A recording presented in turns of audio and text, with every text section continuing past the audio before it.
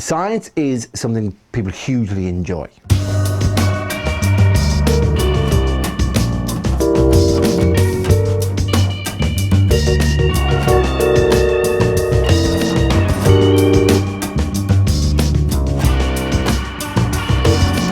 If I'm being serious. I've always been interested in bones. It's very strange. It's not morbid, it's just fascination with this kind of internal structure of the body as well.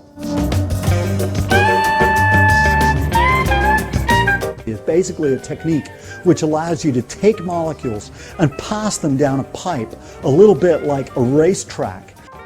I'm sorry, are you using Carl Sagan to break up with me?